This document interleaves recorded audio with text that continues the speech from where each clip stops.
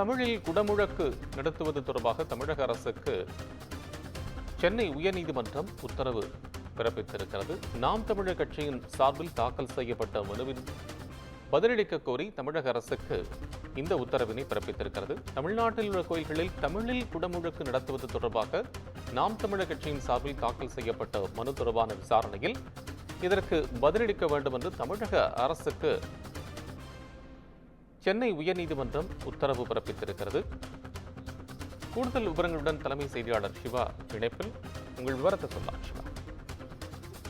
கோபால், உயர்நீதிமன்ற மதுரை அமர்வு பிறப்பித்த உத்தரவின் அடிப்படையில் தமிழகத்தில் உள்ள கோயில்களில் தமிழில் குடமுழுக்கு நடத்துவது குறித்து அரசாணை பிறப்பிக்க கோரி நாம் தமிழர் கட்சி சார்பில் தாக்கல் செய்யப்பட்ட மனுவுக்கு தமிழக அரசு தரப்பில் பதிலளிக்க சென்னை உயர்நீதிமன்றம் ஒரு உத்தரவை பிறப்பித்திருக்கிறது.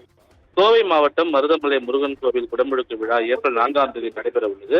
முருகனுடைய 7ஆம் படை வீடாக கருதப்படக்கூடிய மருதமலை முருகன் கோவில் குடமுழுக்கு விழாவை தமிழில் நடத்த உத்தரவிட வேண்டும் என்ற கோரிக்கையோடு நாம் தமிழர் கட்சியினுடைய மாநில செயலாளர் விஜயராகவன் என்பவர் சென்னை உயர்நீதிமன்றத்தில் ஒரு வழக்கை தாக்கல் செய்திருந்தார்.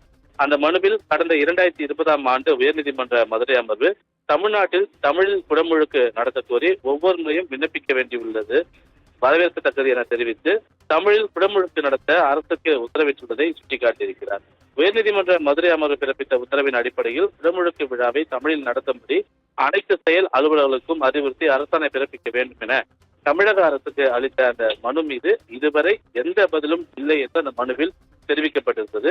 இந்த மனு நீதிபதி பரத சக்கரவர்த்தி முன்பு இன்று விசாரணைக்கு வந்தபோது மருதமலை முருகன் கோயில் குடமுழுக்கு விழாவை தமிழில் நடத்த கோரி தாக்கல் செய்யப்பட்ட வழக்கு விசாரணைக்கு வர உள்ளதாக அரசு தரப்பில் தெரிவிக்கப்பட்டது. ஆனால் அரசு அரசாணை பிறப்பிக்க வேண்டும் என்று கோரிக்கை விடுத்துள்ளதாக மனுதாரர் தரப்பில் தெரிவிக்கப்பட்டது. இதையடுத்து மனுதாரனுடைய கோரிக்கை குறித்து அரசினுடைய கருத்தை அறிந்து தெரிவிக்கும்படி அரசு தரப்புக்கு உத்தரவிட்ட நீதிபதி ஏற்கனவே மருதமலை முருகன் கோயில் குடமுழுக்கை தமிழில் நடத்தக்கூடிய வழக்குடன் சேர்த்து இந்த வழக்கையும் நாளை தினம் விசாரணைக்கு பட்டியலிடவும் உத்தரவு பிறப்பித்திருக்கின்றார். கோபால், நன்றி சிவா. அண்மை விவரங்களுக்கு நன்றி.